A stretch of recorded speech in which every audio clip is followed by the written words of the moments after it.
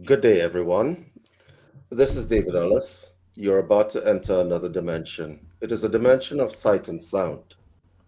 It is a dimension where, oh, just kidding. You're on the Talking Stick show. And on the set today, we have, Actually, No, it's the new teaching show. it's a new teacher Not the show. talking Yes.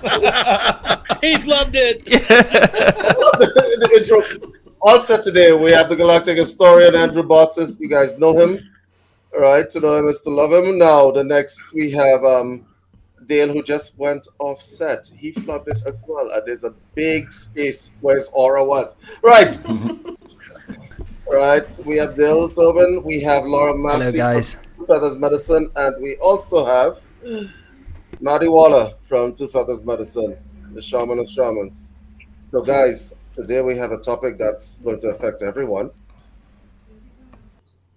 Yep, the topic of today is how you, as a spiritual person, deal with your finances, psychic inflation, and we're going to be debunking some myths. So, I'm going to let Andrew, you go ahead, start this stuff. Psychic inflation. When the cost of your prayers do not pay back the benefits anymore. That is The hilarious. daily practice that you do does not give you the same value it did before, because the times have become denser and more requiring you for deeper disconnection, so those practices mean something. It also comes to a time where those practices pay back no dividends because you've repeated them without any illumination for so long, there's no illumination left into them. And it's where variety must come back. But to experience that variety comes with a tax. The tax of the new experience and of what it takes to get your engine rolling in a new direction that does not go back to the monopolistic process of a single form of practice.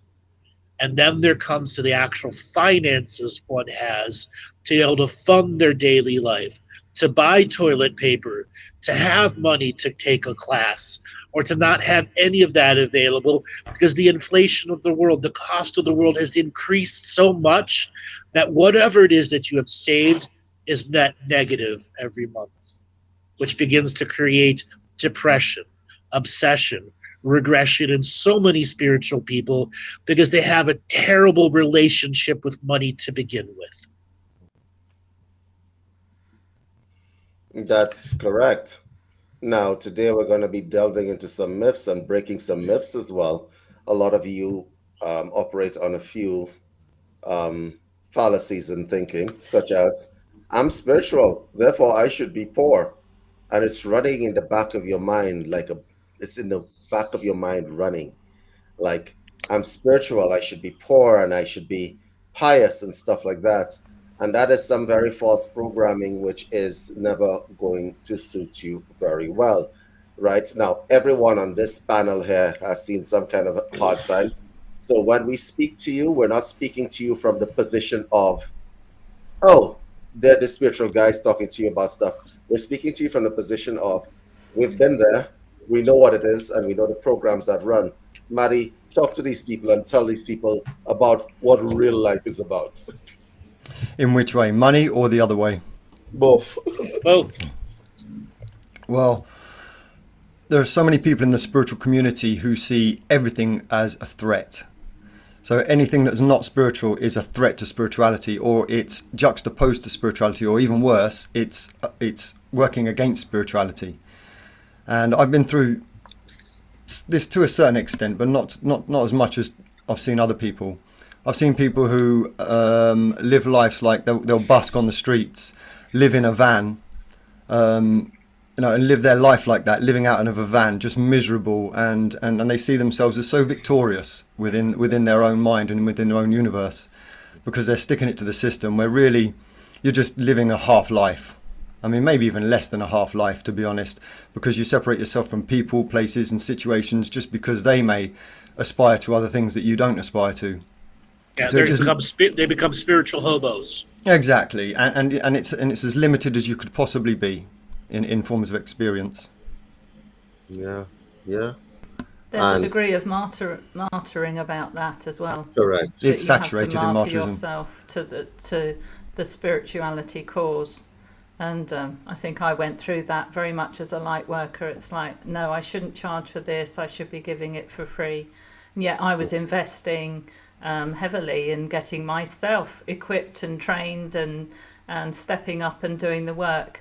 But not enough work at that time that I realised you really should be charging for your services, just like out there in the non-spiritual world.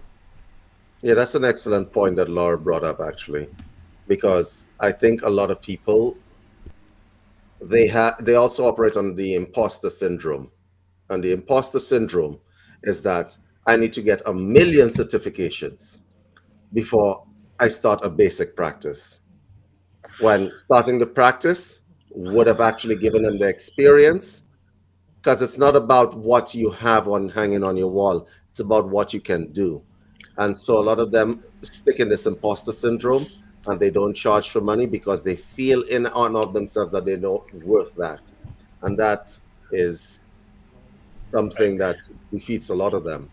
In conjunction with imposter syndrome is the YouTube PhD syndrome, where they think they become know-it-alls. I know I did do that one on you every time, David. I did perfect timing. They have YouTube PhDs and they become know-it-alls in a one little thing, but when you actually put them into a practice setting, they know nothing. Know nothing. And there's so many people out there who are addicted to curiosity learning. And I've reiterated this in thousands and thousands of times. Curiosity learning is not real learning.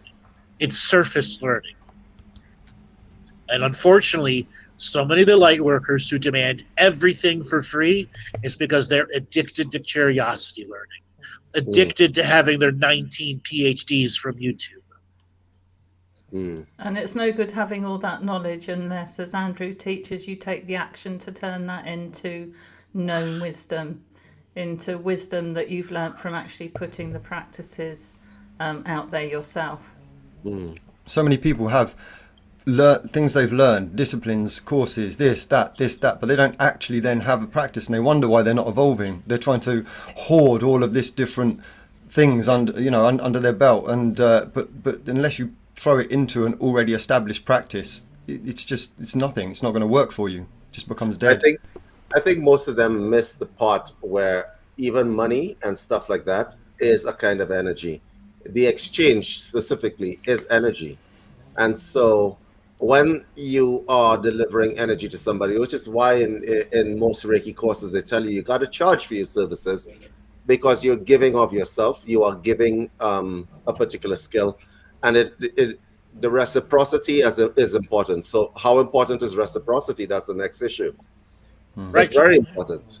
So, David, remember when I reintroduced you to the community here after you were coming out of your long slumber, and I told you how ignorant many of the people in the spiritual community are to business, and you didn't believe it until you went on a show?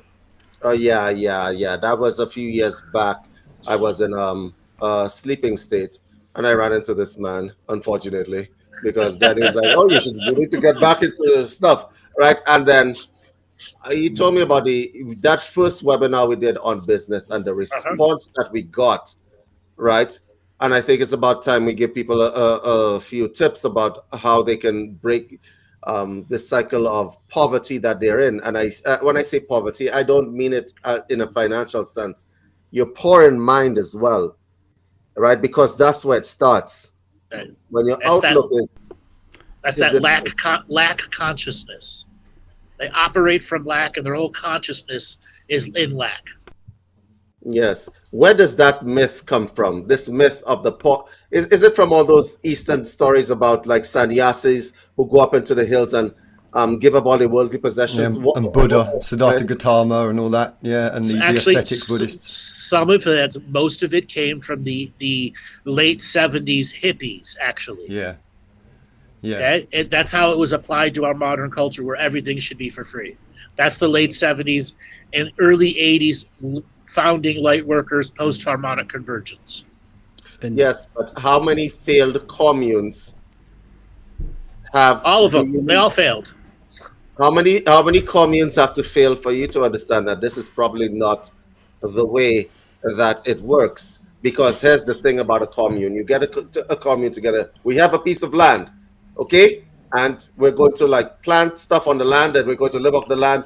And we're vegan, so it doesn't matter because we're eating carrots every day. Okay. Here's the problem with that. As Andrew alluded to earlier on, like toilet paper, it's going up. It's going up, man. Okay?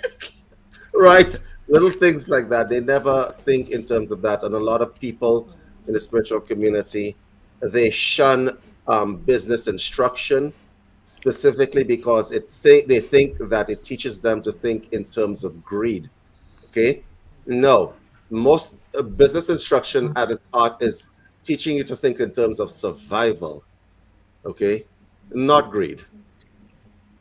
But can I just say, I teach psychic surgery and I've taught angelic Reiki before, and I'd say probably about the people who I teach to practitioner level, I'd say not many of them actually become successful and go on and actually earn money. And this is something I see so often, and a lot of people don't understand of how important the marketing aspect to spirituality is, and actually doing the graft, doing the grind, being able to post, do your shows and so on.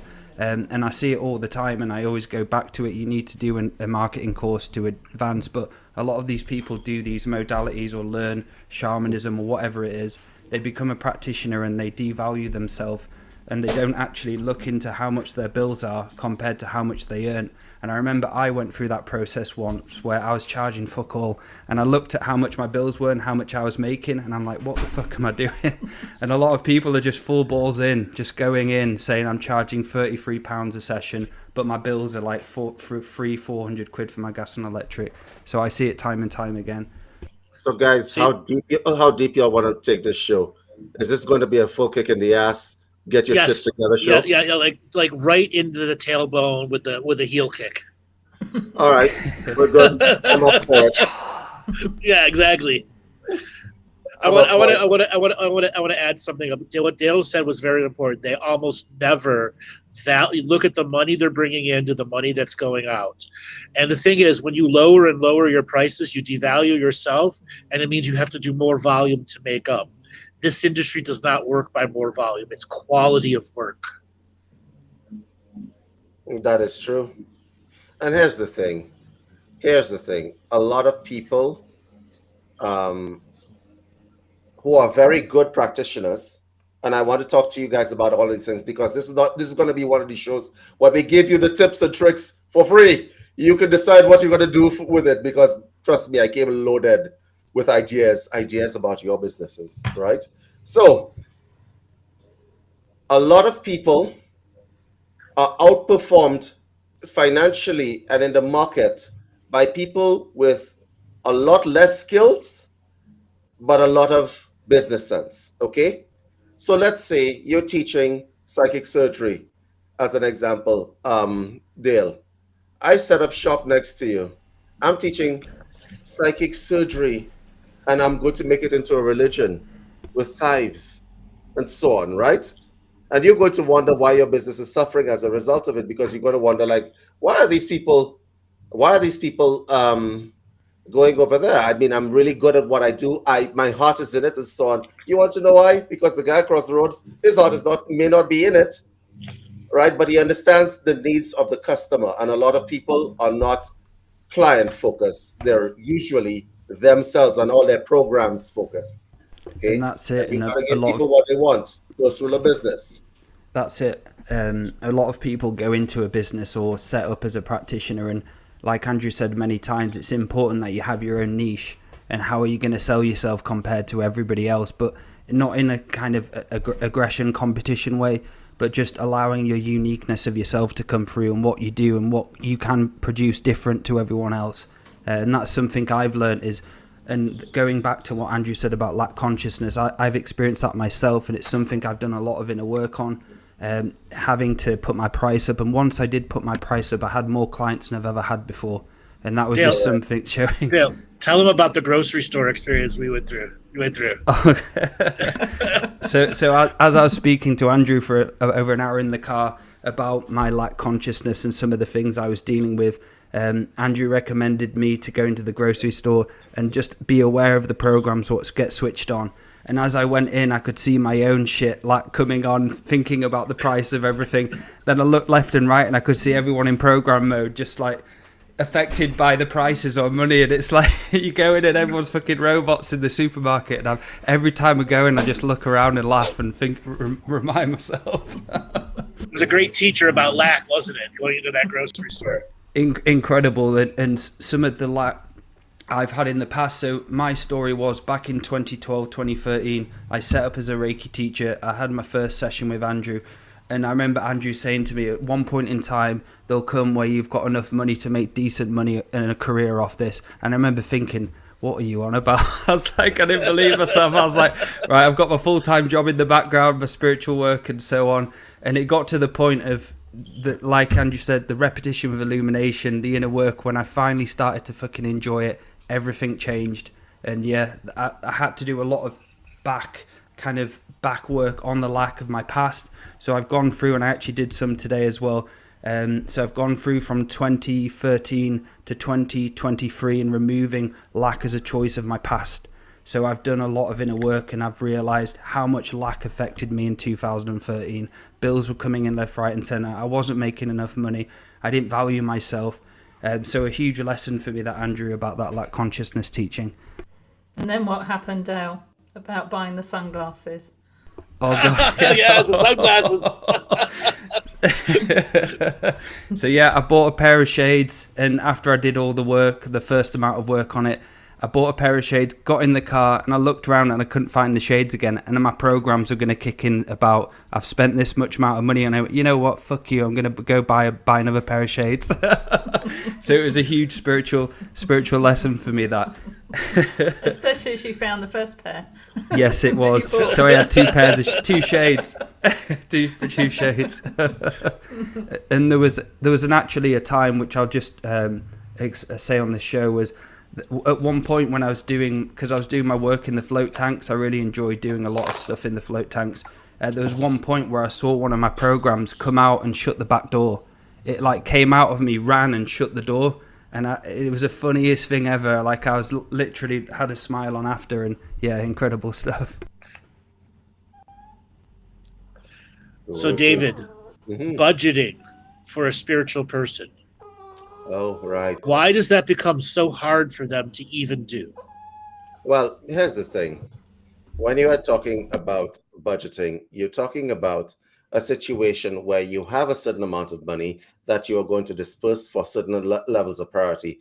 The problem with a lot of spiritual people is a problem of priority, okay?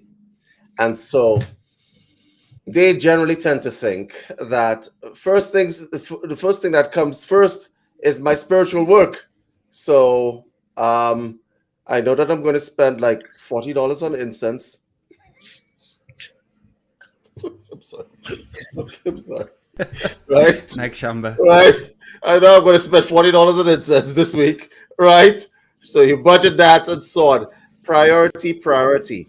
The priority might be, when you are a business person, especially if you're a light worker or a therapist or whatever you're doing in spirituality, your priority should be, what takes me to the next step of my survival and thriving. Survive and thrive. So anything that you spend money on, spend it on the thing that will make you more effective in the market. So as an example, these guys here on the panel, you'll notice that they all have Yetis. Priorities! Because they intend to deliver a good show to you guys to market themselves. Okay? So I have my Yeti. I've had my Yeti. Andrew has his whatever. I'm sure you have a Yeti on that desk. And everybody has a Yeti microphone and is speaking up from the bottom of the screens.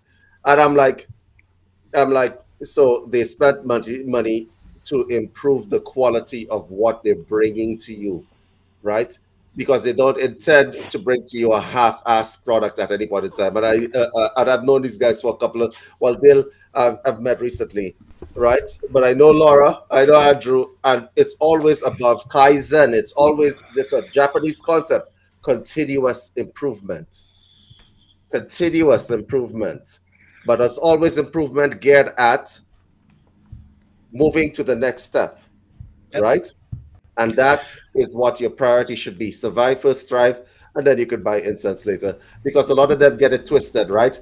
But the incense is part of my survival, right? My spiritual survival. And I'm like, yeah. But you'll have some more empowered prayers. You'll have some more empowered ceremonies. You'll have some more empowered situations in which to use that incense where it actually comes back and makes a difference to you.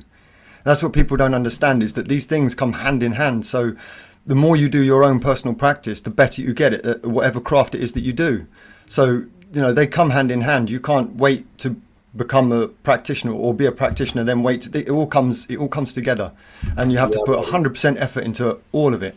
But you've got to have a balance. Andrew and I have a few stories to tell you guys, because we've been through a lot. Sorry about that, Laura, right? But we have a few stories. Laura, go ahead.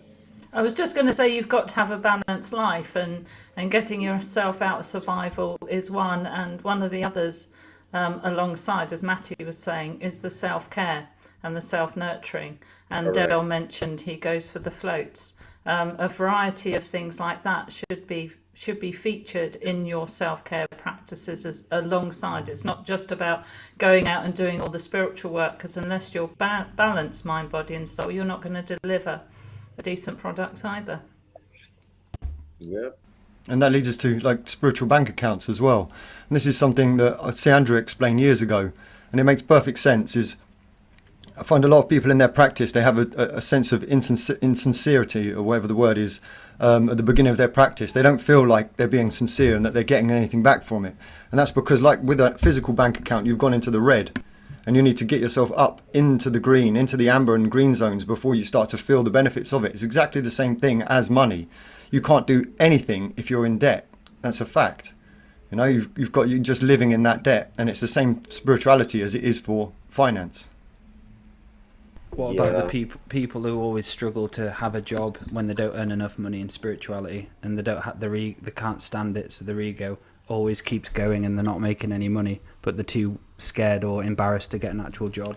Because they reach the levels of empathy. They reach those levels of empathy where they can't go beyond it. And so everywhere they go, they're swimming in everybody's energy because they haven't learned the greater processes of self-protection and self-empowerment.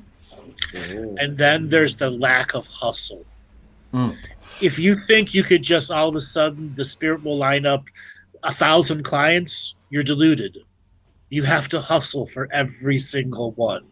But a while ago, I created those word hustle muscle. Go ahead, David. Andrew, but Jupiter was totally in alignment. I have to wait for the next 2 years for Jupiter to align to get shit done, right? And that is just fair. Listen, I don't wanna. We have had experience. I have had experience. Andrew, you know who I'm talking about. Oh yeah, I do. Individual we were doing business with.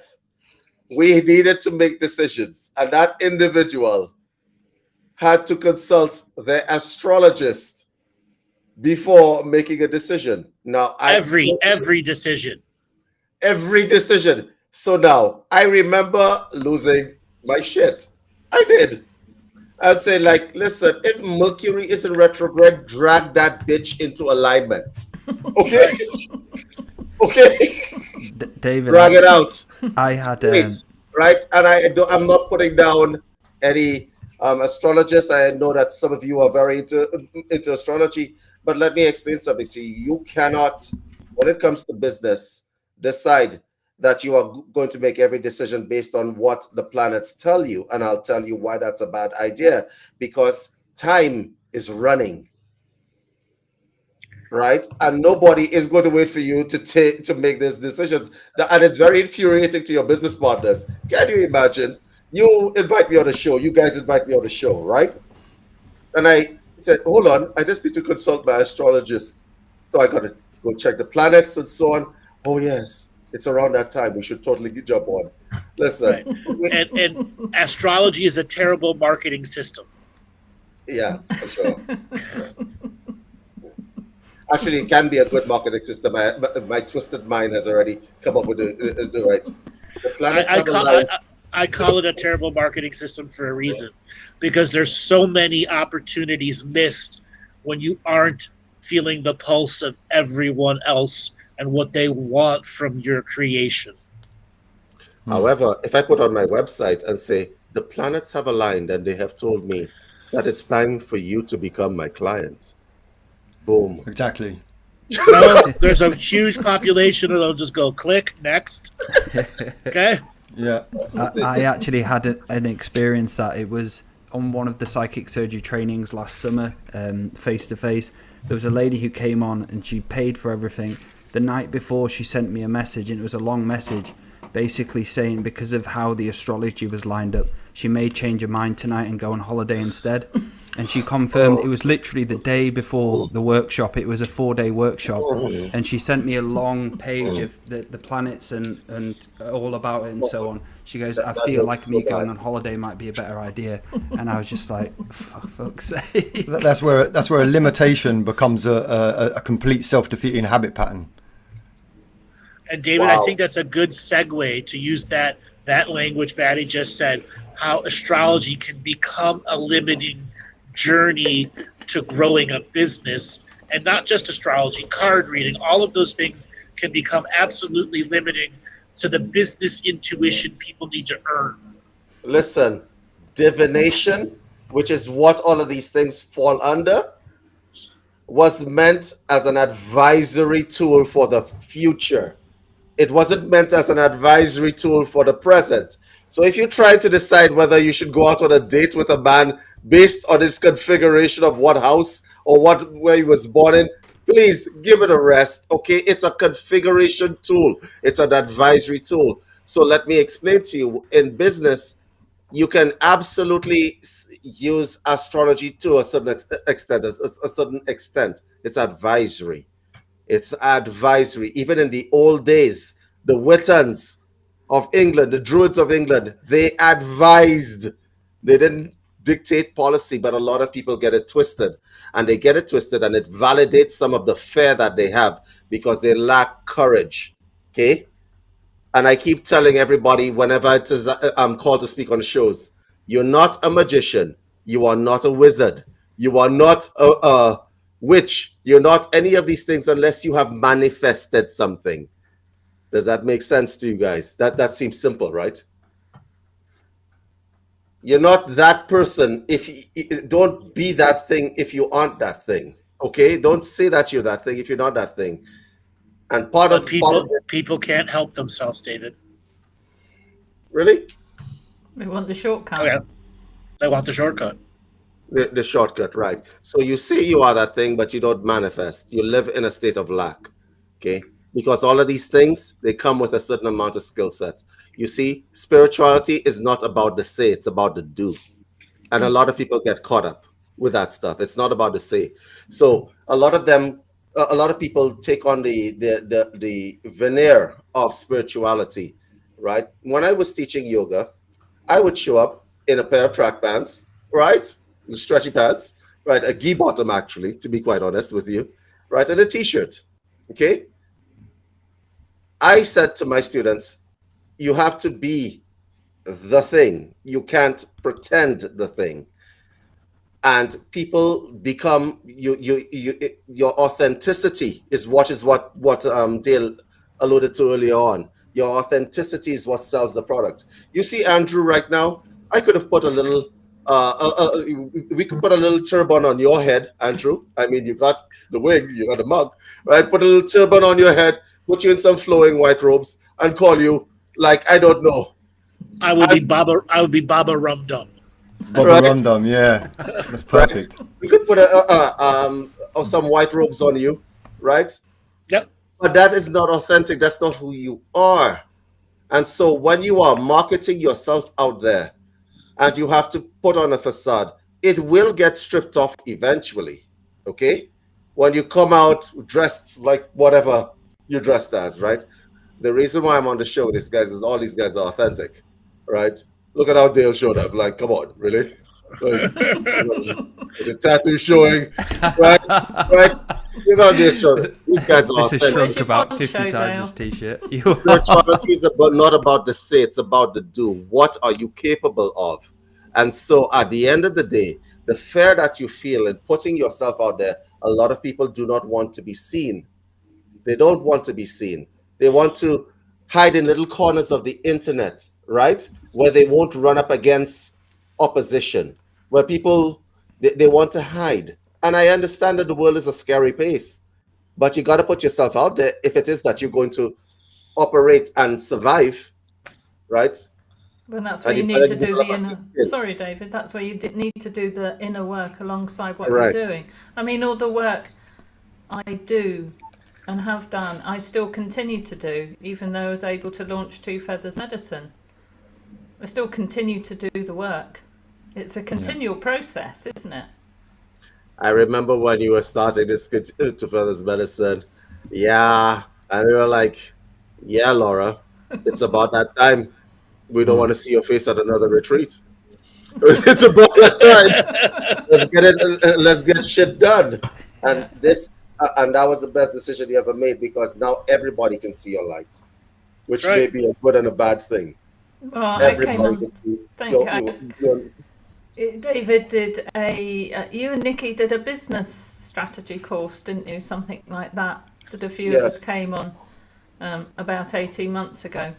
And I was one of those. I didn't really want to show my face. And Andrew taught us a long time ago, get comfortable with videoing yourselves talking. Yeah. And it took me ages to do that. And then doing Earth Nouveau with Martina and Mary and so on started to sort of get my confidence going. But you do have to work on the self-esteem issues and all the other issues, as all you guys will know, in the beginning. And the personal issues, those inner demons, all of those glaringly obvious things that are right in your face that you just cannot take with you into a new adventure.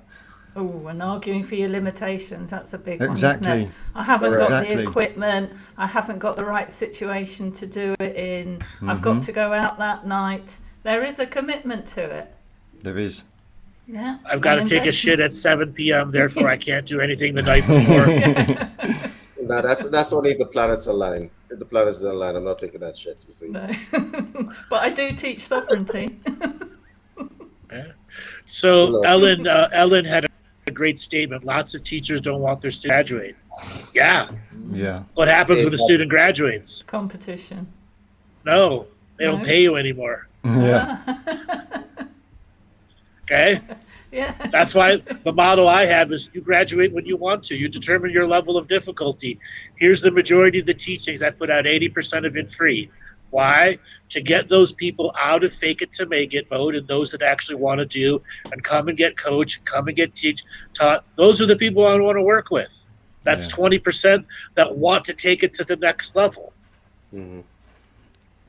That's what I try to say to some of the people that I speak to, Andrew, and is that, you could have a room full of people or a whole gathering full of people who don't really do inner work, who don't really have prayer, and they're turned up there with all their fancy clothes and they've got a big fire and everybody's, putting on a big show. And the amount of actual real prayer energy that's generated in there is nowhere near as much as, let's say, one person who really can't really have a fire but has a burning desire to make a certain prayer and figures out some way to have a bean can with a few sticks and really puts the power into that prayer because they wanted to have it. The prayer energy in that is 1,000 times what that other event would be, even if it was full of people. It's not the same. It's not the same frequency. I remember you saying once, Maty, that the people who dress up to look the most spiritual to you are the least spiritual. That's right. Yeah. Yeah. That's true. Yeah. I concur. Just a good statement. I used to go in every single crystal shop that I walked past because it made me feel spiritual because I knew what I was looking at and I knew my way around and I could feel the crystals, and it does make me laugh because I'll just walk straight past them now. I'm just looking for food. I don't even go in those places. It's like, where can I eat? Oh God! Listen, like for the people who are into the physical products and so on, I'll give you a few examples of experiences I've had, because people ask me for business and legal advice every once in a while in the spiritual community. There is a lady who opened a metaphysical bookstore, okay? And inside that bookstore, she was supposed to be selling crystals and wands and stuff like that kind of stuff, right?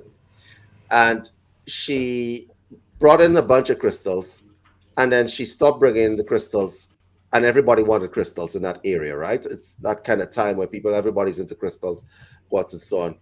And I asked her, why did you stop bringing what your customers wanted. You want to know what the answer was?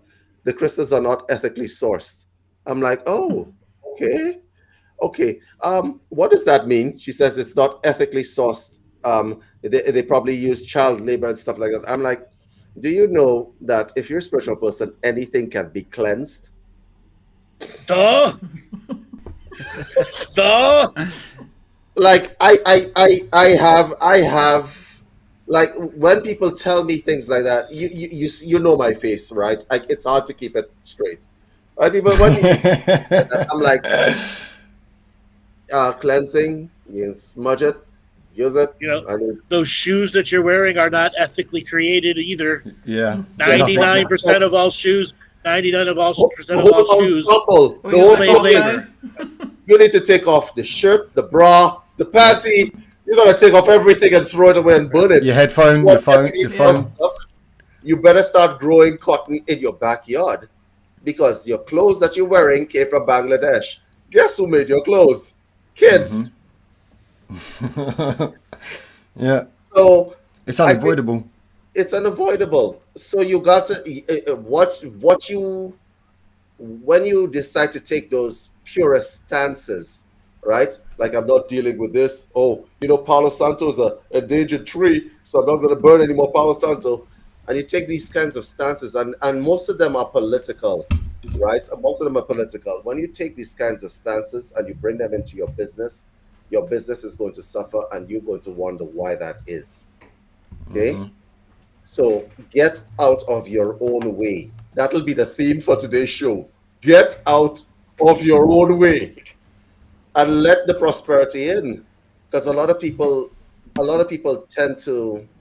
This is the first thing that mistake that they make. The second mistake that they make is getting into their own mind as opposed to the customer's mind. We alluded to it before. It's like think inside what your customers want. Okay? When we were sitting down thinking about what is the topic for today's show, we thought about the topic that affected you guys. What affects you guys? And we know that money and stuff that affects you guys. We not just about like if it was up to us, what would we be talking about? We'd be talking about what? Any amount of things. Some of the stuff inappropriate as well. We'd be talking about phalluses or something. Hey. Tucker Carlson, politics, Ukraine, blah blah blah blah blah blah blah. Karen's Nothing tased. that does anything. Karen's getting tased. Conspiracy. We'll be talking about a bunch of stuff, but that is not what you guys want to know about. You guys want to know how to get out of your own way so that you can bring some kind of prosperity. There are spiritual people who are in the UCM community that are living in their cars. Yeah. Okay. All right. There's spiritual people who have serious financial issues. And it's not that we're blaming you guys, but you guys sometimes need to get out of your own way. Mm-hmm. And what that means is y'all have skill sets. Some of y'all have a lot of paper, whether it be Reiki or whatever else, and y'all don't put yourself out there. Having said that, I understand that business is like this huge mountain of unknowingness that y'all have to face. So, guys, can we break that down for them, or is that easy? Is that something that we could do in this show? Yeah. Start Okay. with self-belief. Correct. Start with trusting in yourself. Start with trusting your connection to spirit. Source, great mystery, great spirit, whatever it is, and then grounding it. The whole point of us being there and being here and having that connection is to ground it in the form of teachings or healings or whatever it is that that we want to put out there. Sorry, I have a puppy on my lap. That's so cute. That wasn't a squeaky one, it was a puppy. So there's a great question. There's a great question here from Shane.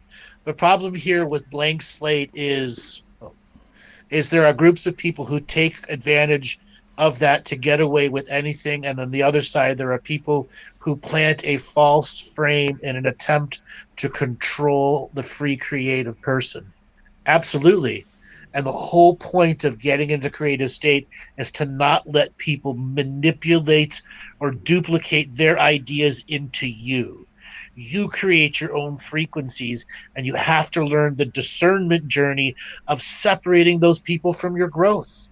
It's why empathy is destructive long term versus learning. Yeah. It's the learning that gives you the sovereignty, if that's the road you choose to go down. I think a lot of people are afraid of falling and failing. I want to say something here on that subject because they take it personally when they fail. Okay?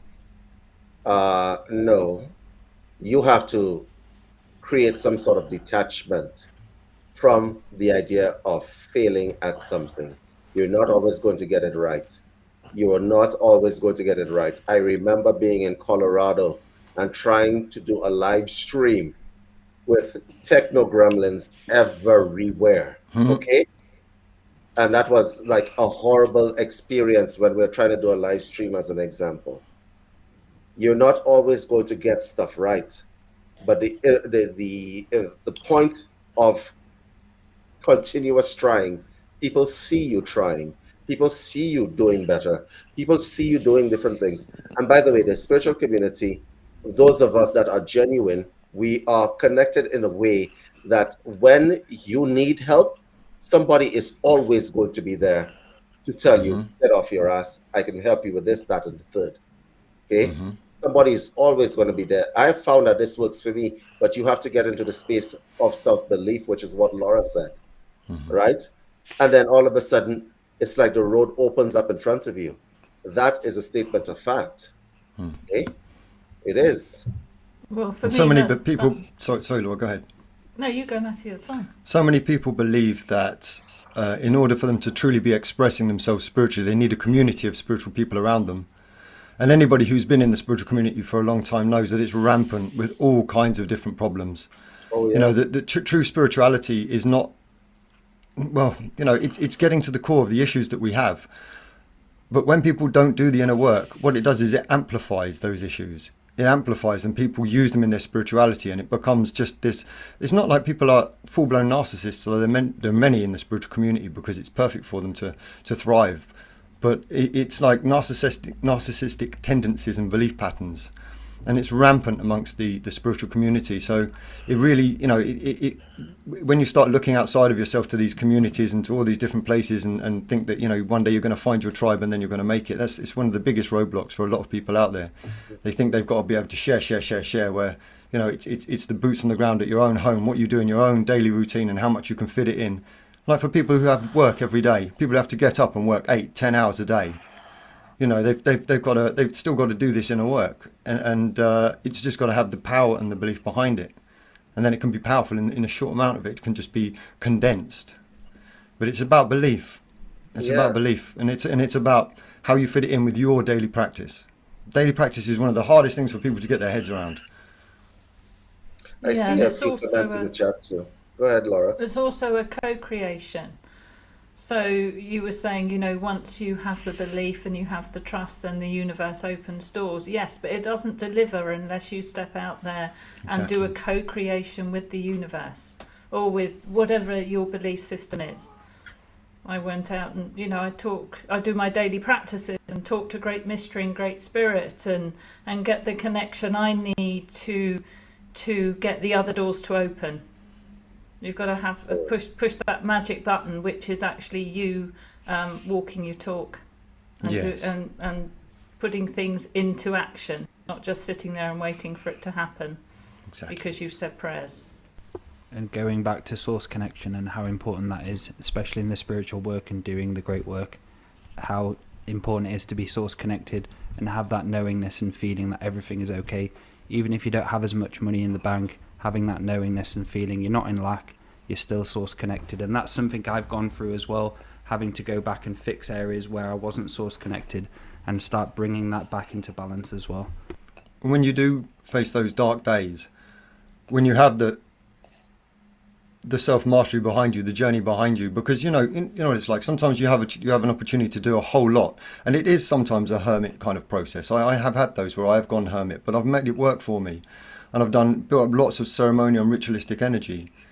and then you go out into the world and you're backed up by that. It takes care of you. So when you get into those moments where things get dark, you feel that source connection. And if anything, sometimes it increases.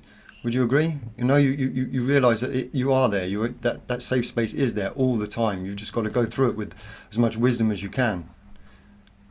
And earn it. And earn it, yeah. I see a comment in the chat that says, well, group work is very important. Group work is important to a certain degree. If you're utilizing group work as a crutch for your self-esteem and your belief in yourself, then it is detrimental to you, okay? It is detrimental to you if it is blocking you from learning that you can do what you need to do as a standalone entity. Here's the problem that we often face as spiritual people. A lot of spiritual people, when they get into groups, feel that they have a generic idea. Like, we all operate on the same principles. It's kind of like when you go into a Christian church and everybody thinks that they're on the same page, and they really aren't on the same page. Okay? So for some people, they will think along the lines of, I want to be successful, but I only want to be as successful as to a certain extent, because once I start buying Rolls Royces, then it looks like greed. Okay? And then you'd have other spiritual people who believe, I want to be wildly successful because my success is reflective of how much effort and how much personal power that I put into my business or whatever I do. But then you'd have a third category of spiritual people who says, success is for these other people, right? We are pure, and all these people are together in one group. And so look at it not from what I just said, look at it from an energetic perspective. Can you see these energies colliding inside there? Okay, you cannot make magic in that environment when everybody's on the same place. The fundamentals of group magic are not there. Okay. Yep. I would change that statement, David, from group work is very important to group work is very risky. That's what I would change it to, because you're not talking about therapy where people sit down in groups and explain things that they've been through, which is a completely different thing to meditations. Because anything like meditation, anything where you're focusing the energy is multidimensional. So you are connected to those other people's multidimensional perspectives. And if unless everybody's doing the inner work and has been for a decent amount of time, there is going to be something to deal with there. Yeah, and on the flip side, of what I just said, there's a secondary risk, Maty, and that is the group think risk, where everybody surrenders their will to a solitary person, right, in order for the group to work. So that solitary person believes in Puff the Magic Dragon, and I'm not talking about weed here, right? Everybody believes in Puff the Magic Dragon, right? And everybody is connected to that individual. But then you have an issue where you have a pyramidal type structure, where this is not King Arthur and the Knights of the Round Table, right? This is where at the head, this guy's at the head of the table and he's leading us down the garden path, but only one person really he's harnessing energy from the group, okay, for his purposes. And these are the negative side effects. I want to give people actual tools here.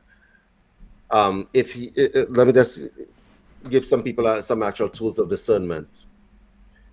If you are going to do a business, set your intent from the start, because you have to clean yourself, first of all, as Laura said, and set the intent from the start. You have to determine what your requirements are. Do you really need a group? What is it that you need?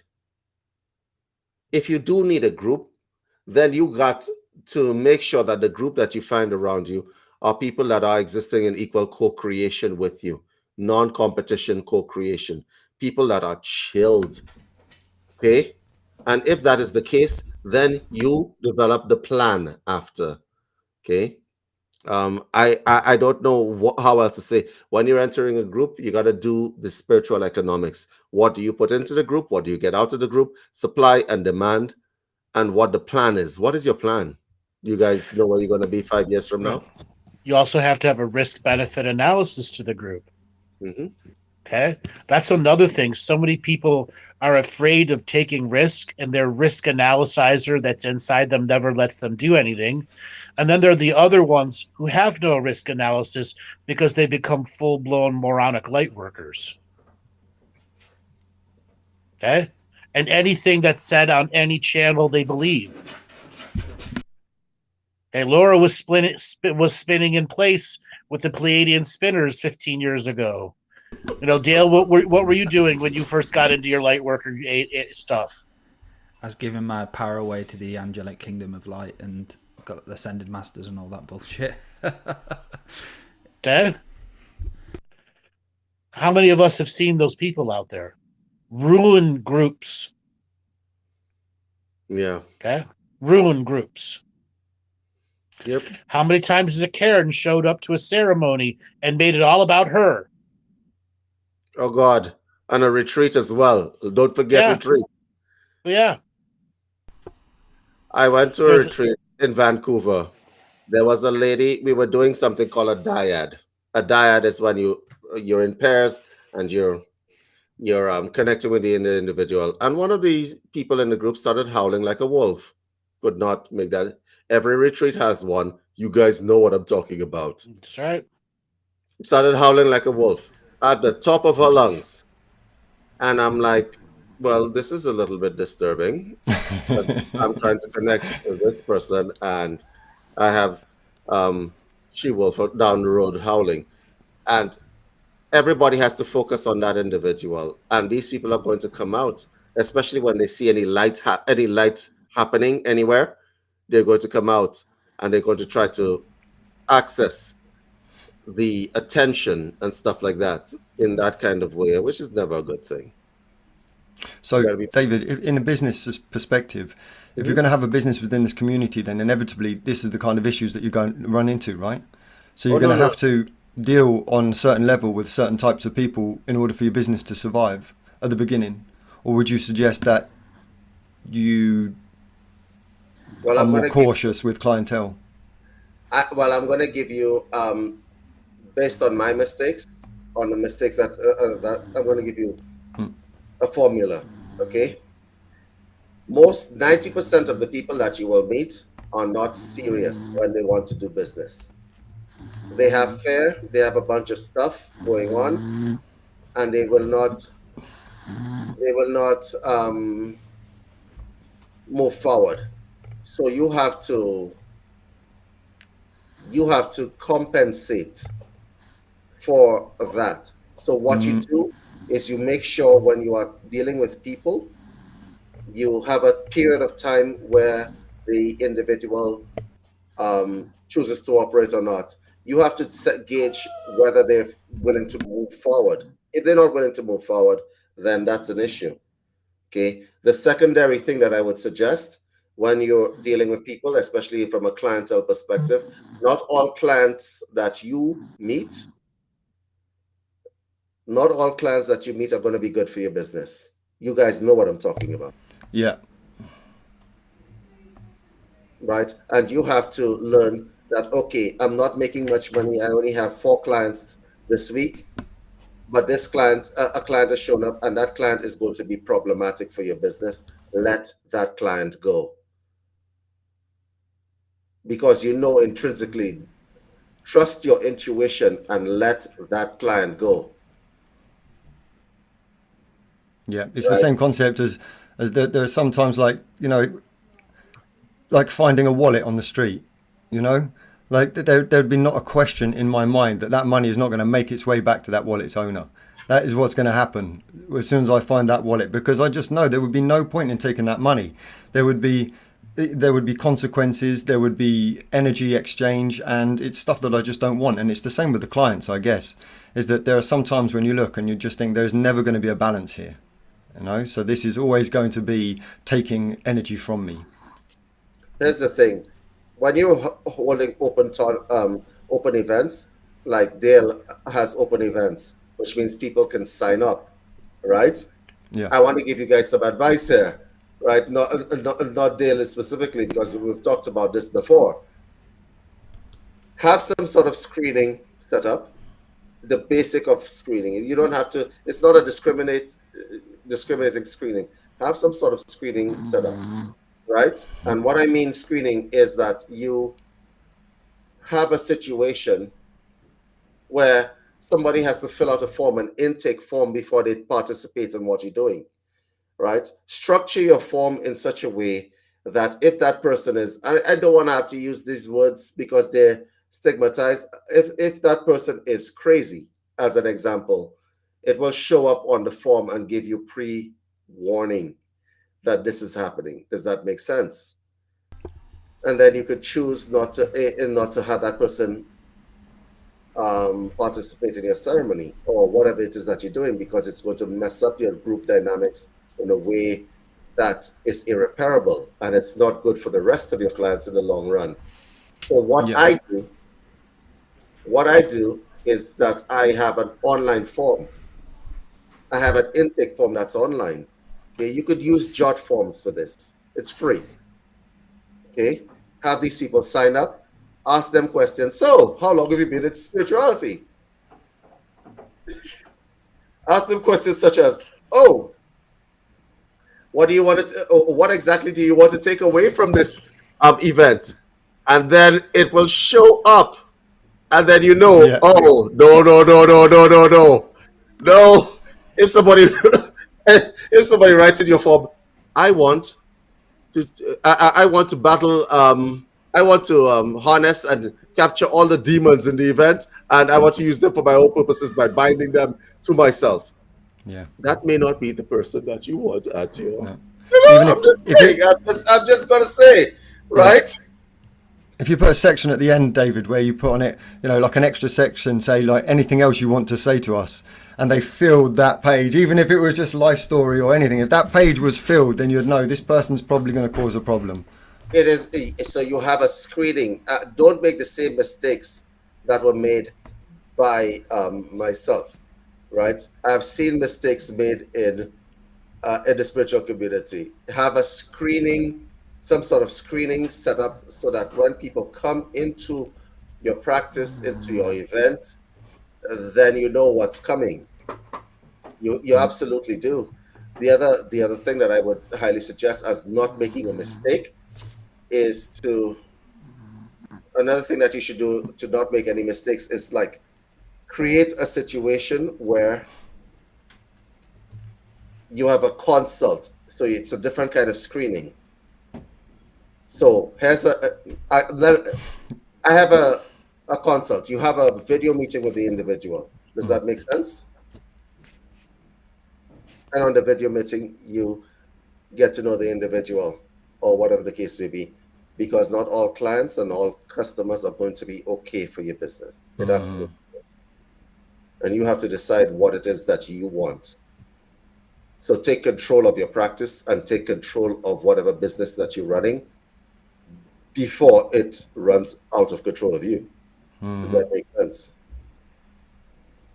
And for those people who don't know what their business is, because that's a fundamental character flaw in so many spiritual people who want to start a spiritual business, they don't know what their business is, won't put the time, effort, or energy in to discover their business because they only know how to meditate. They only know how to spray sage. They only know how to do those material things of spiritual manifestation that don't give them the greater benefit of understanding what being a business person in this community means. Whether you're a healer, you're a thinker, you're a mathematician, whatever it is that you're going to be, you got to know your business. And unfortunately, so many people don't want to do that work. And it comes back to curiosity learning. It comes back to YouTube PhDs. It comes back to looking for the easy button to get through it. As long as you're looking for the easy button, you're a fake it to make it person. Period. One of the statements that so many people have had a hard time with me, if you're not journaling your spiritual experience, you're faking it. Why is that such a hard thing for people to understand? It's because they have to look at themselves. They have to write about their journey, and they have to go back and look at what they just did over a period of weeks and get a real judge of their journey instead of the fake judge of what the mind tells them and the ego tells them.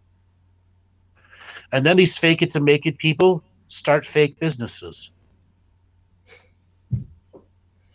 They become coaches who give people fake information. And then I get people coming to me going, well, my coach told me I have demons. So your business coach told you have demons. And then you go to look at that coach's website, and all they're talking about on their Facebook page is baby raping lizard wizards, or Save the Children, or QAnon, or this or that. Anybody who's in the coaching community and has social justice, social material, baby raping lizard wizards, don't be coaches to them. They cannot separate their home belief from their business belief. That is a very good point you just made there, Andrew. People go and become customers of these coaches, and whatever problems or barriers that they had before get multiplied by 10.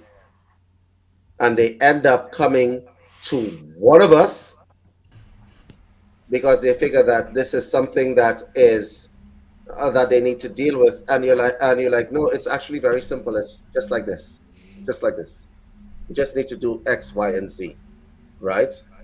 But then these coaches put a bunch of crap in there. And Andrew, that's a very good point. I want to say something to the guys who are in the chat. The spiritual community, and we've said this on several broadcasts already since I've been coming on this show with these guys. It's being hijacked by a bunch of political nonsense. If you are going to a leader or you're setting up a business based on this concept of whatever social justice or whatever the case may be, and you're into this politics things, don't be in business. It's a dumb idea. If you're going to do the political thing, do the political thing. Don't mix it with the spirituality thing. Because I'm going to tell you something that is going to be a hard truth, and call this a truth bomb. A large part of your ideas of what inverted commas wokeness is going against natural law. It absolutely is. Mm-hmm. A large majority of the ideas that you have printed on your websites. And this, remember when we did that webinar, I asked people, show me your websites. Show me your websites. Let's see what you have written there. Because you're supposed to be thinking in the minds of your client, not about how you feel or how you think, right? So a large part of this wokeness goes against natural law. So people try to bend, right? Try to bend natural law. And I'm going to tell you guys something, because you guys are going to be in business.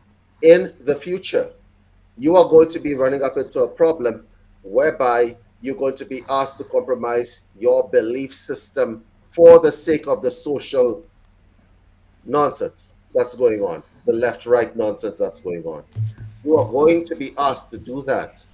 And I want to see how many of you out there will stand by your principles that's on your website, right?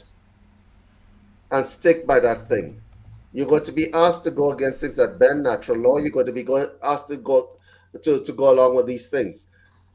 And I'm saying to you guys, it's not worth it when you compromise your principles, when you write a bunch of crap on your websites that you're okay with this and you're up with this and you're one with this and so on. At the end of the day, you're going to turn off more people than you're going to attract. That is a statement of fact. And I want you guys to hear me.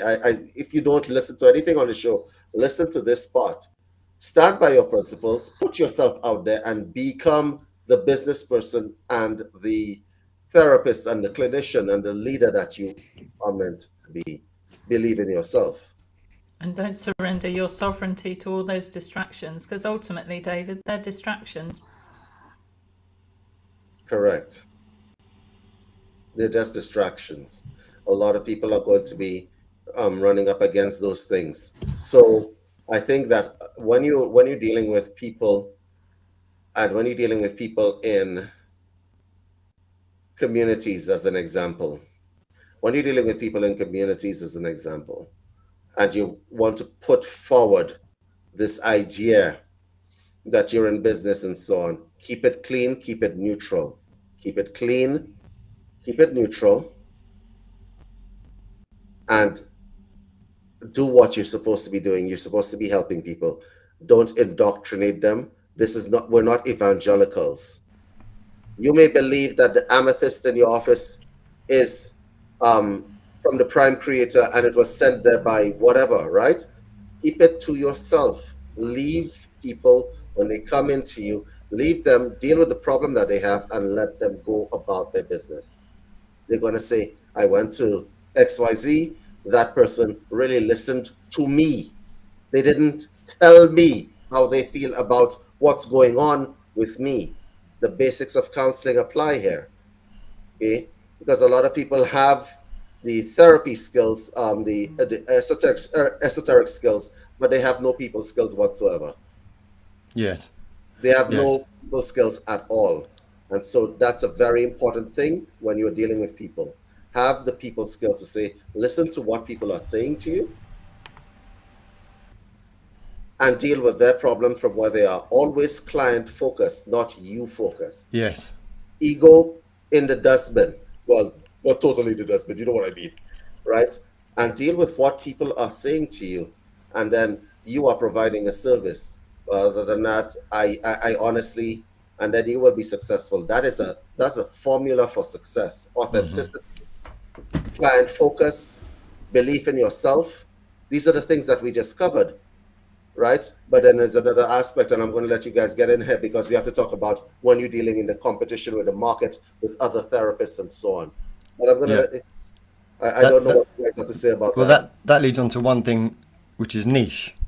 A niche is so important because you know you've got to be able to have something that you are very good at, or something that's just right for you. Some sort of niche. When you were speaking earlier on about business, I was reminded of an indoor market in the town where I grew up, and there was we're talking sort of the early 2000s, around about this sort of time, late 90s, and there was a store in there that was like a crystal shop, that kind of thing. It was very small, but they sold papers and things for, like, you know, smoking joints, large papers, and this was way before that they were everywhere. And people kept turning up at this little shop to buy these papers more than bought the crystals. So they bought some extra stuff and some more and some more. And then, even though they didn't really like that side of the business, it grew into its own half of the business where they were flourishing. And that, in the whole indoor market, that place was constantly busy.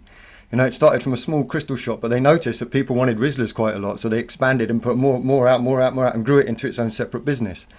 You know, it was profitable. And this is the thing, isn't it? You find a niche, you must exploit it. And I use the word exploit in a positive sense. Now you see, look at how naturally that evolved, right? They didn't say, well, that's associated with marijuana, but our spiritual principles stop us from selling the paper. Exactly. All of these joints, right? They did what they had to do to survive, honestly. They thrived. Hey, Adelaide, I see you've entered the chat, so I'm going to give you a shout out. Anyway, so they did what they had to do to survive, okay? And that's what you guys are talking about. Getting into this niche, Maddie. A lot of people don't know what niche they're in, okay? So, like, if you see, I didn't want to have to do this. If you look at certain people's websites, you don't know, like, what is this person on? Like, I don't know what they're doing. Are they selling crystals? Are they banishing demons? Or are they the Reiki practitioners? I don't understand what's going on here. When you overload, I want to talk about people's websites and their client, what's client facing. When you're building a website, I'm going to give you guys some advice, guys, because data science is my thing and the technical stuff is my thing. When you're building a website, make sure that the message that you're putting out is very, very clear. Okay? Don't let them don't let your the people who are going to give you business be confused as hell. We don't know what you're doing, but we're going to pay you $500 to do whatever it is that you're doing because all of it sounds good, but we don't know what to pick. Keep it very clear. I am a therapist.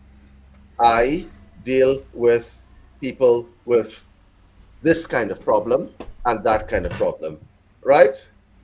Don't just put everything. I'm a Reiki practitioner. I do yoga. I can teach you meditation. Shit, I do revocations as well. And you know what? I read the Akashic records as well, and I do all that. When you go to Andrew's website and you hear Galactic Historian, what do you see there? You see one main thing, right? You know what he does. You know what Dale does. You know what Laura and Maty do. Okay? Okay, I'm a bit confused myself. So don't. I've seen that, David, where you've gone down someone's website and it's just information after information. And you're going down and you're like, right, I'm going to stop here and just get off this website. There's like literally they've got loads of pages, and when you go on one page, it's just writing, just constant writing going all the way down, and you're just like, yeah, you've lost me here. It's overload, isn't it? You're an overload. It's not. It's also overwhelmed. Okay, overwhelmed, yeah. And so, like, when you're doing a website, and some people go on the opposite side of the equation, make it very succinct, leave a lot of white space on your website, because what's on your website reflects what's going on in their minds. Yes. Okay? So you got to leave space between stuff. You got to leave space between stuff. So on the client side, when they look at the website, they say, okay, this is what this person does. This is what I want, click. Okay? Yeah. It also works in the opposite way, because you avoid the people that you don't want to click your calendar. Okay? All right. So when you're doing that, I suggest you have some sort of screening on your website itself. I'm going to give you a few examples. Use jot forms. You just drop it on your website. It's an embeddable form. I would like to, one of these days, I got to teach you guys how to do all of this stuff, right? Click so that you don't have to pay somebody thousands of dollars to do it for you. Okay. But I'm going to give you the advice that you're going to have to pay for right here on this show. Use jot forms. It's free, right? If you want a storage unit, use Dropbox or Google Drive. It's free. Okay. You have no excuses as to what's keeping you back after this show. No. Right. If you want Microsoft Office and you don't have it on your computer, right? Google Docs is free. Google Presentation is free. Google Sheets is free, right? So you got Excel. You have everything that you need is free to start. You absolutely is, right? Right. If you want more advanced tools, wait until you start making money in. And by the way, just so that we're clear, for those of you who say, well, I don't have a website, WordPress offers free websites. Yeah, for real. So you have a one-page website. It's not going to be very fancy, but it's somewhere to start. For those of you who are thinking that I don't have this, I don't have that, I'm going to now kill all of that I don't have arguments inside of you. WordPress, go to wordpress.com. You will build yourself a website. On that website, it will state exactly what you have to do. You need to get yourself a picture, and I'm sure most of y'all have phones. The fact that y'all are listening to this right now means you have some kind of device. So go to the camera, take yourself a picture, nicely dressed or whatever, right? Get the picture, put it on the website, say, I do this, okay? So now you have a website. It wouldn't be some fancy domain like I don't know, like All Healing. What's a good name? In a domain, actually. ihealeverything.com. ihealeverything.com, right? So you don't have to get the domain right away and stuff like that. So once you have that set up, you get yourself a Google Drive. You make whatever little products for that you want to make, whether it be guided meditations and stuff like that. Make your products, put it inside there. Okay, they don't have to be the highest quality products. They just have to come from your heart. Okay, they have to come from your heart. You will get all fancy with yourself afterwards. Don't expect to come directly into business and just put out the highest quality stuff that there is. It's a learning process. Yeah. Every single skill that we've ever learned in our lives, everything we've ever done, we've been a beginner at it, then we've practiced and we've learned, and then some things we master. And you can never expect that when you do something for the first time, you're going to get it spot on. As a matter of fact, you can pretty much assume that whatever process you use straight away initially for anything is going to evolve and change. That's a fact. So you've just got to get the ball rolling. You can't be waiting for the perfect moment. You've just got to do whatever you can do with whatever resources you have and get that ball rolling, because you will learn to improve on it, because you've already manifested it. You've brought it into creation. And The next thing is to have a plan. I wish we had a download section on this thing. I would go into my drive right now and give you guys a business plan. Actually, you know what? I'm going to send it to you guys. It's a business plan template. You could put it as a download underneath there and give these people a business plan template, right? Get yourself a business plan template and jot what you're going to do moving forward, piece by piece, based on the money. Oh, by the way, if you have the argument that I don't have money, I just told you a whole bunch of resources that are free. Let me give you some more that are free to use, okay? In terms of browser-based resources that are free, jot forms. You're going to need it to create intake forms for your events and for whatever, free, okay? There is the Google Drive, Dropbox. These are storage devices in terms of pictures and stuff like that. I want stock media for my thing. Pexels.com, Pexels. Yeah, did I spell that right? .com. Go there. The pictures are free. Okay, they're very cool pictures. You don't need to have the best high quality pictures. They are free. Join it, download it. Okay, pexels.com.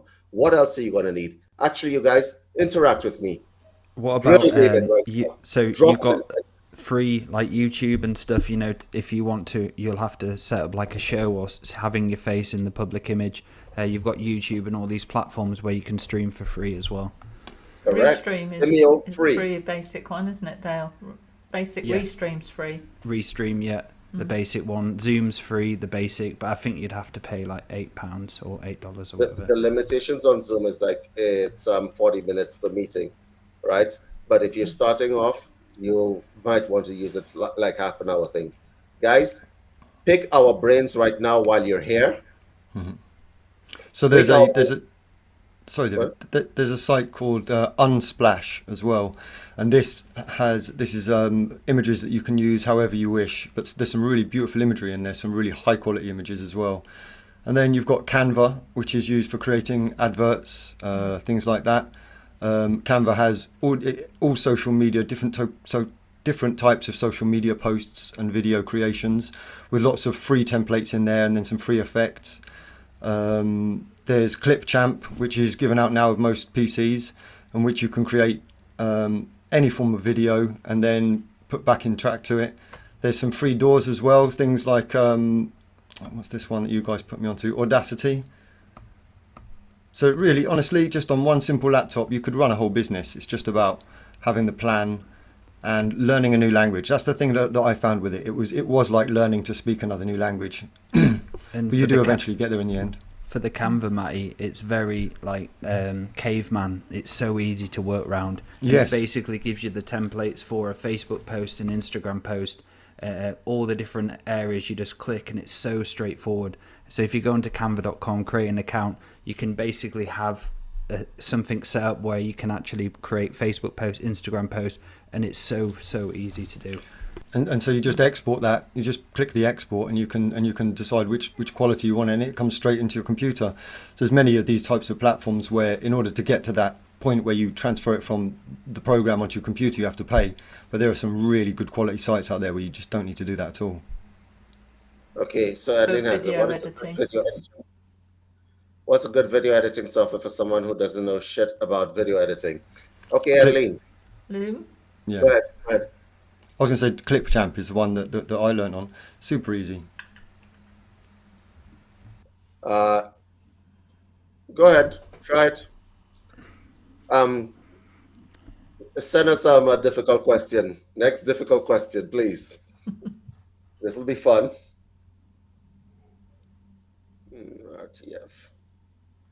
for those of you who are trying to set up a business but don't understand how to incorporate the legal side of it, as an example, would you like some advice? Okay, so if you're just starting and you have a budget restriction, then just go for the sole proprietorship. It basically means, for those of you who don't know, that the business is you and you are that business. Okay, so in terms of what it means for you, it means that the business is tied to your name, so to speak. So you are responsible for the liabilities of that business. There is no protection in that situation, which means that when somebody sues your business, they're suing you. Okay? Partnerships are very important and very useful. It basically shares the liability between one or two or more people, and as a result of that, when you register as a partnership, the benefit is that it shares the liability, and the equity, the amount of money that you put in, means that other people put money in to the business, and y'all could probably, I don't know, rent an office and stuff like that and work out of the office. That's a partnership. Okay. In terms of limited liability company, which is different in the US, y'all have something called LLCs. And I'm going to give advice for all regions. In England, go for the limited liability company. Definitely. Why? Because your business is separate from you. It's a different entity, which means that when people are interacting with your business, if they sue your business, they sue the business and everything that it owns, and all your possessions are still yours. Does that make sense? When the business goes bankrupt, it's an entity. It's like another person. Okay. And so go for the limited liability. In the US, for those of you who are looking for advice, you are going to be running into something called an LLC. Whether it be, they're going to ask you to choose between an S Corp and a C Corp. Okay? What a C Corporation is that your salary is taxable. You get double taxed, basically. You're going to get taxed by the corporation. You're going to get taxed by the by your salary as well, right? An S corporation, the corporation gets taxed, right, and the salaries that come out of it get taxed as well. So it's more a singular thing. So whenever people ask me, so I don't know whether it's S corp or C corp, go for the S corp, absolutely, without a shadow of a doubt, right? There are benefits to a C corp, but let me tell you, in the US, you have additional options such as creating a 501 3C company, which is basically a charity, but it's actually, which means that you avoid a whole bunch of stress. Let me tell you, charities are the thing. I'm telling you, I'm thinking about making my own charity, right? You avoid a whole bunch of taxes, and then you could pay yourself a stipend. But the problem with a charity is if you pay yourself like about 10 grand a month, that's a problem, because that's not a charity anymore. That's a business, right? You can't sell anything as a charity. You have to give it away, but you pay yourself a charity. You could do like events, like promotional events, right? But you also have to give your money to other people. So for a lot of spiritual people with purist beliefs, and the people that I'm talking to, that you know yourself, right? You know who you are. With purist beliefs, definitely go for the charity, because you get to help the community, you get to pay yourself a small stipend and stay poorish, right? But you'll still survive, and it's the best of both worlds as well, and you avoid taxes. Yay! Right?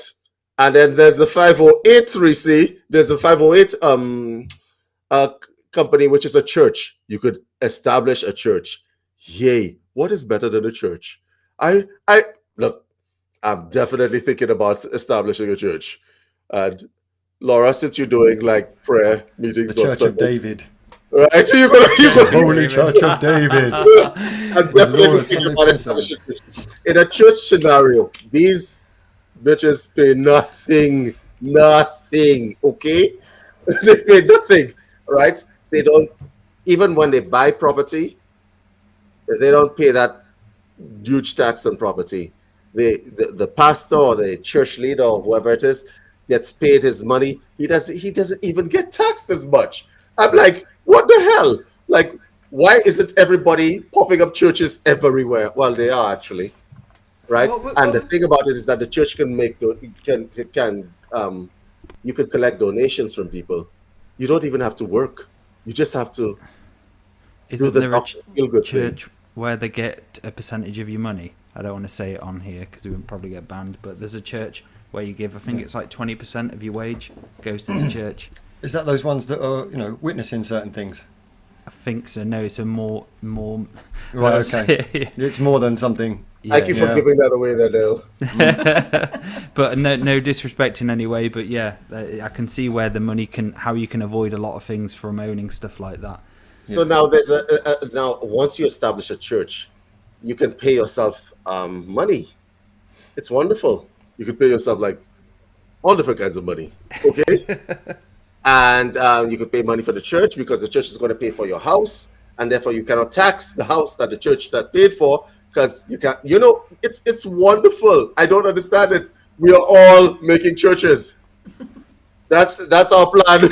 That's our plan, David. right? We're all Saint making David. churches. We'll make you into a saint.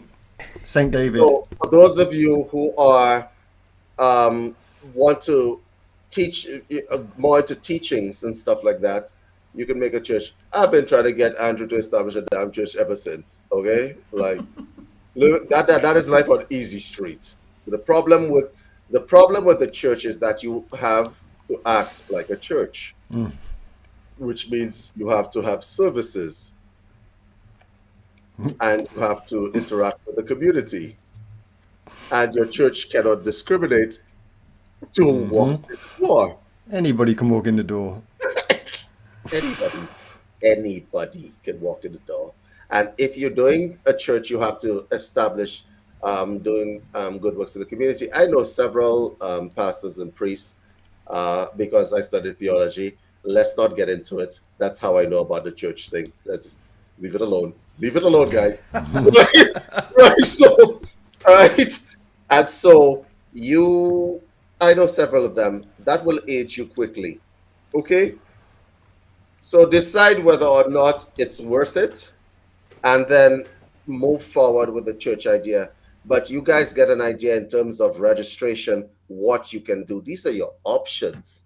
For those of you who didn't understand what I said, this show is being recorded, so you could go back and go through it. So once you have your registration done, some of you are going to use sole proprietorship. If you're on a budget, once again, partnership shares the liability, right? And limited liability means that your assets, all your stuff, like your crystals and stuff, are protected. Nobody can come and take them away.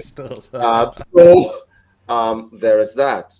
So you're set up. You started your business. You have your WordPress site, WordPress.com site. It's free. You got your pictures from Pexels. You started. You created your website, and you started your business, and you're moving right along. When you get out there into the market and you're showing yourself as authentic and stuff like that, you're using YouTube Studio to put your stuff out there, and you started your YouTube channel, and you started this and whatever else. People can see what you are doing. Okay. Now, I don't know how deep I don't want to get too deep into the weeds of the show. But once you put yourself out there, you're going to understand that you're in a marketplace with other people who are doing probably the same things you are. So you have to differentiate yourself from that individual, right? So and then you've go ahead. And then you've got all the social media platforms trying to roadblock you at every twist and turn along your journey. No, I got them, Maty. I have solutions for everything. I came right. I came prepared for this. When you put your stuff out there, there are going to be people who are doing the same thing that you're doing. First of all, I'm dropping let me see if that link actually works. Give me a second before you drop it, guys. Link is valid. Yes, so that is a link to a business plan guide. I just dropped it inside the chat. I'm going to just check and see if I came prepared. Right? I'm going to see if it works. And Joel, what you can do is drop it inside the chat, and these people will have access to a business plan guide. Easy peasy, lemon squeezy. Okay, so um, when you are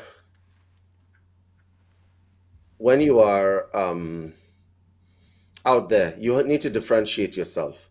So the things that make Maty and Laura differentiated from other shamanic principles, I think that was the wrong link. Uh, no, Yeah, it I was. got It was a revocation. yeah, okay, but they could have that as well because it was going to be a handout anyway. And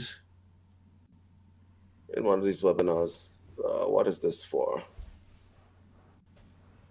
Can I answer the question in the chat that Joyful's just come up with? What's that? Of course, please When do. did you guys know you were ready to offer your skills as a service?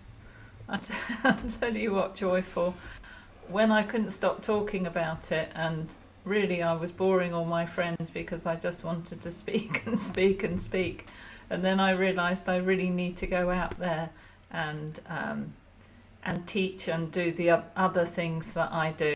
It's when I became overflowing with it, and I practiced sort of initially on friends and family with some treatments that I did and so on, and then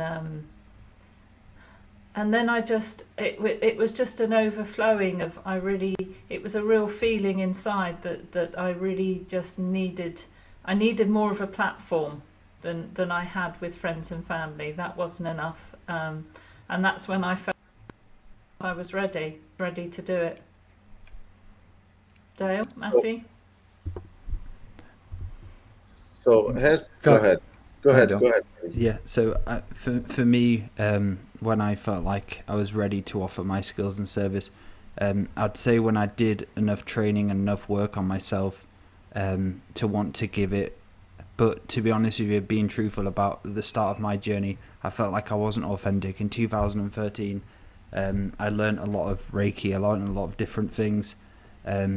But for me, when I knew I was ready, I think for me personally, I always wanted to do it. I always wanted to teach.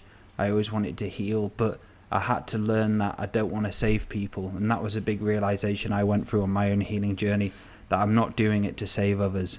I'm doing it to help others if they want to help themselves. And there was a big ego death for me in that journey itself. So I think when that knowingness is there, when you want to offer it, and if you want to do it and your heart says I want to do it, then do it. Then there'll be a lot of programs you'll have to deal with which come along with that. And same for me with obviously bigger audiences and having more clients, it comes with responsibility as well. So when you go ahead and you say, universe, I'm ready to do it, take the next step, but just understand that that's just the first part, and you have to learn endurance. And that's something I was going to ask about and talk about, is what's advice for endurance, David, for someone who's, say, done it for like a year and a half, and they've not got enough and as many clients and so on. Let's talk about endurance and how important that is, because I see a lot of people come into this game, they be a practitioner for like 5-6 months, then all of a sudden they just give up and you don't see them again. So what are some of the things, or what people in this panel can talk about to elevate people to keep going? Well, in terms of endurance, a lot of people drop out of the game primarily because they don't have a plan. They don't have step 1, step 2, step 3, step 4. As you guys were talking, I was uploading stuff, okay? Because I tend to get the same questions over and over again. Get shareable link and copy the link, create link. Okay, and so they don't have a plan. Let me explain to you why a plan is important. A business plan is important because at step 1, if things don't go your way, you're going to be discouraged and give up. Okay, but if you have a second step that's in the way, you just keep going down that line. A lot of people get discouraged a lot of the time, primarily because things are not going their way. They're not getting clients. They're not getting a lot of they're not getting a lot of um, traction on any of the things that they do. And I want to say to you guys that you must have a plan that has different deviations from the same plan. Okay. So let's say you are a shaman and you've set up your business. Give me a name of a shaman company. The Uh, Four Winds. okay, so you're setting up the Four Winds. You are differentiating yourself from the rest of the shamans out there. And I shouldn't be giving advice for shamans. Let's use a different business. Let's say you're doing the Four Winds and you're doing a Reiki, all right, because that would be a conflict of interest here on the show, right? So let's say you're doing the Reiki, the Reiki experience, the Four Winds Reiki experience. You need to differentiate yourself away from the people who are doing Reiki in the market. So I see a lot of different Reiki coming. This animal Reiki, dragon Reiki, angelic Reiki. There's a whole bunch of other Reiki, Karuna Kai Reiki, and so on. Right? This is attempts at people to differentiate themselves from people. A lot of you have a million certifications. Those certifications by themselves may be fairly useless. If you just open up a practice that says, I'm doing Reiki, you are probably not going to have as much success as if you open a practice saying you're doing psychotherapeutic Reiki healing. Okay? Because it's something different, it is differentiated, and as a result of that, you are going to have more traction. And when you don't get the traction that you want, people drop out. And the strategy that you use for that is as follows. Like the business that Maty was talking about, always have a side hustle. Okay? If you're doing Four Winds psychotherapeutic Reiki, sell some Rizzlers. Rizzlers is what you're talking about? Like cannabis rolling paper, right? Treated paper, right? Have a side hustle. Sell the meditations. Sell a course on it. These are the kinds of things that you need to do. The side hustle will keep you in business long enough to gain a clientele. And your side hustle always helps your business. Because let me tell you, people may not want the crystals, but they run it up inside there to get that paper, right? Because you know the paper's going to sell. I need paper to roll my weed. Okay, so I'm running up inside that store. And while I'm inside there, I'm like, oh, that's really pretty. What is that? It's a selenite rod. Oh, I don't care what it's used for. It's just pretty. I'm buying it.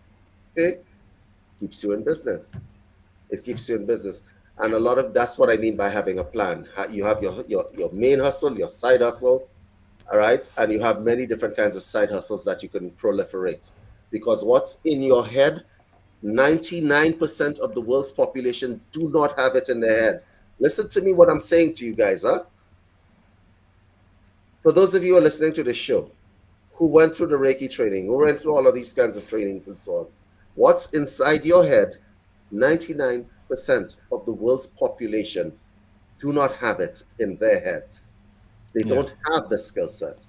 So when you are beating up on yourself and saying, I'm a failure, I should get out of this business and do something else, put that into your algorithm. Put it into your algorithm and realize that you are unique to the point where people don't have your information, would like to have your information. It might help their lives. And you quitting is depriving them of that. Because what's going to happen is when you decide that you're going into your corporate environment or you're getting a job in the bank as a teller, 20 years down the line, you're going to run into people who are going to say, boy, I really could have used your advice 20 years ago at a dinner or something like that. Okay? So these are the things that you have to take into consideration. And the other thing that people drop out of is because they do not see improvement. It's not a matter of whether you see improvement or not. It's a matter of whether you improve or not. So when you get your client, add another service, add another service, add it, add the upsells. Upsells are when you come in for the Reiki treatment, but you could get a Reiki treatment and a selenite rod. And and some Rizzlers. Okay? For a different price. That's an upsell. This is business sense. that they upsell. I have seen too many people online who I know what their backgrounds are. I know their backgrounds, Maddie. I know their backgrounds, and I'm telling you, right? These people can offer so much, but it's well, I do healing, and that's what I do. I do Yeah. healing. And this is where it leads back into the spiritual side of things. It comes to that inner work, because you're talking about people, and let's say they do Reiki, and you're saying what differentiates you between the other people. And if you really practice, really practice, I mean, the things that I do, I practiced until I mastered, and I know that there's no way that I can truly express it to anybody at the moment, really. But what you can do is you use that frequency to people, and you give them as much as they need. And if you're able to work on that source connection, practice daily, really master the crafts that you have, then you will have that unique product. You will have that something that people need. And then you couple that with good marketing and everything that you've said, and that's a recipe for success. It's just whether you have the discipline and commitment to stick with it. Well, that's I want to address a comment in the chat. There's nothing new among the so-called psychic community. That would be a lack of creativity. Don't think that you can. There's no limit to the amount of variations that there are. Everything inside any community, it doesn't matter whether it's the spiritual community, the business community, it's like a Rubik's cube of combinations. Okay, you're gonna keep turning and turning that cube, and you will still be not run out of possibilities, as an example. So I challenge you to challenge me at this point. Please challenge me. Throw out any niche out there, and on the spot, I will absolutely create a business out of it. I don't care what it is. I am challenging the whole of YouTube at this point, the whole of Rumble. Throw out anything at me. Let me show you what creativity looks like when it is that your mind is in the business aspect. Go ahead. I'll wait. And while we wait, there's something I was thinking about as well is, say, like all these people, say if you learn crystal healing or angelic healing or Reiki, and like Maty says and David said before, you've got to market yourself in such a different way. So you're not just like, if you Google angelic Reiki healer, crystal healer, there's about hundreds of the same things just going down and down and down. And you have to get, how am I going to look different to everyone? How am I going to stand out? That's one of the most important things about innovating and creating yourself, is how can I be different from anybody, but not in a competition way, but valuing myself because I love myself truly. And this is incredible. Obviously, David, Laura, Maty, Andrew, is we all want to help each other as well. And having those people around you who elevate you, who want you to succeed, who are not jealous and so on. So there is a way out of it. It's just having the spiritual locomotion, so to say. Yeah. And the right teachings. Yeah. And don't be scared of moving across different platforms either, because we've tried all sorts. I think we've been to locals. We're now on Rumble. But you have to go and look at as many different platforms as you can to get it out there. Not a challenge. I see a challenge in the chat. Yes, okay. Finally. Show business, production, theater, dance. My dear, what is it about dance that doesn't lend itself to spirituality? Want to know what the spiritual community is missing? Fun. Thank you, Annabella. I'm on it. I'm all over it. You want to know what the spiritual community is missing? It's missing fun. Okay, we lack fun. Some of us are way too serious with ourselves. You have heard of ecstatic dance, I'm sure, right? You've heard of art and consciousness. I now present to you, dance your demons away. The expressive dance movement that is core-centered to the archetypal movements and forms that are natural within your mind. Okay? I now present to you, dance your demons away. Dance until you are free.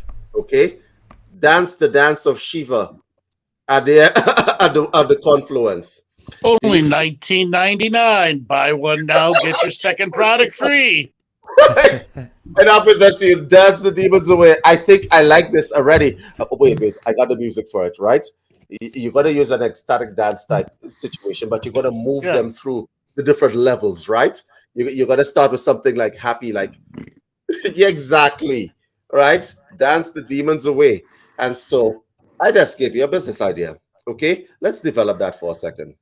Okay, dance the demons away is a event-based movement form specific for spiritual people that teaches them how to move and express themselves in such a way that whatever programs that are running them, they now control the programs in movement and in form and so on. It is expressive, it lets it out. So at the first stage, you learn to let your pain, you become one with your pain and you move with the pain. At the second level, at the second tier, right, you learn to harmonize the pain in such a way that you are in control. You are dancing the other. You're dancing them out of existence. Like Shiva, back in the day, you know, when he's destroying the world, this is the dance of destruction, but it's not destruction for you. It's destruction for the demons and programs that run you. You feel me, my sister? I like it already. I like it already. Annabelle, you're going to do this thing. No, it's not like ecstatic dance. You're differentiating yourself because ecstatic dance is about freer movement, and that's the first tier. What you're talking about is the first tier. We're talking about the second tier, which is learning to move in ways that allow spirit to come forward. What does spirit feel like? What does the you inside, the child in you, feel like? Does it feel like jumping? Does it feel like letting it out? Right? And you're going to learn to express that in such a way. So I would suggest to you, right? Dance those demons away. Dance those demons away. Because I'll tell you something. Great product, David. Great product, David. I'll tell you something, right? There are a lot of people who are too stiff in their spirituality that need to loosen to frig up. Yep. Right? Imagine the merch for it. It's a bunch of demons under your feet getting trampled by dancers. Right? And you put that out there. That's a product right there. You dance the demons away, right? Or you could name it something else, but what I'm thinking in terms of how you present this to the world is that you differentiate it from ecstatic dance by moving them through different psychological profiles. And what I mean by that is you're going to start with the happy movement, formless kind of dance, and then you start moving them through the profiles, the darker shades of things, like as an example, lust mode. For those of you who don't know who lust mode is, never mind. Clams Casino, does anybody? No.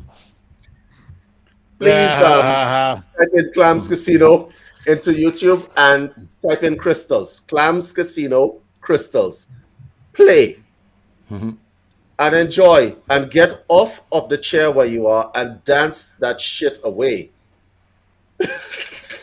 Dance it away. Dance those demons away. Demons be under my foot. Anybody else? What about an angry dance? As a mosh pit. Right. You guys get the general idea? Yes. We differentiated, we made a business, and we appealed to somebody, to a particular community. Who is Dance the Demons Away for? Dance the Demons Away is for people who are stuck in their spirituality, who feel stuck. Because that's what not dancing is. Not movement is stuckness. Okay? Yep. So, yeah. And Maty and Laura will provide the vocals and the music. All right, everybody, let's call it an end of the show here with the titling. Next thing we're going to create this product. We're going to actually, I think, create Dance the Demons Away. I think that would be a really great product for people out there to get up off their feet. All right, David, give a way for people to get a hold of you. All right, guys, we're running a webinar, magical workshop, so you guys can sign up for it. We have a book of spells that's also on sale. You guys can contact me at info@universalcitizentv.com or Unified Health System, info@unifiedhealthsystems.com.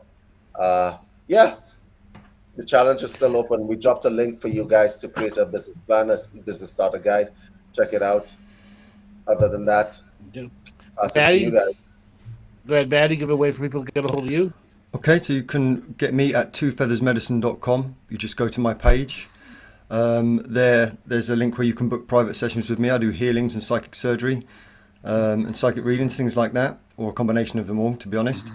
I also have some light language products there. There's some short products that are kind of like activations and healings, so things like PMS. What others are there? Oh my goodness, I've gone brain wiped.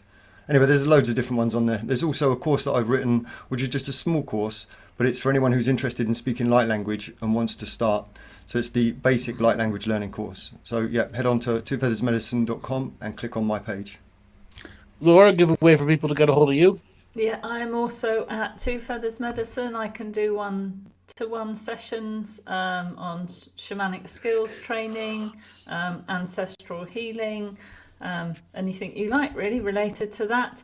And I will be back on Sunday with our regular slot for the Sunday prayer service, because we now seem to have a church there, David, too. Church of I'm David. registered. Yes. I'm picking collection. Yes. Dale, give it away for people to get a hold of you. So if you'd like any psychic surgery sessions and to experience my many hands, go on to daletobin.com. I am also offering psychic surgery training for those who'd like to learn it for themselves or become a practitioner. I also offer past life training as well. So head over to daletobin.com, and yeah, what a great show. Thank you. And you know who I am. You can go back to my website, andrewbartzis.com, and we have a variety of things for you to do to dance your demons away. Clams Casino. Crystal. Okay. Type it in. Clams, casinos, and crystals. All right, we will be back. We will be back tomorrow for the comedy show with Monty Dean and featuring returning Sean David Morton. All right, everybody, we'll catch you tomorrow for our comedy show and game stream afterwards. Take us away, Joel. No, mother hobbles.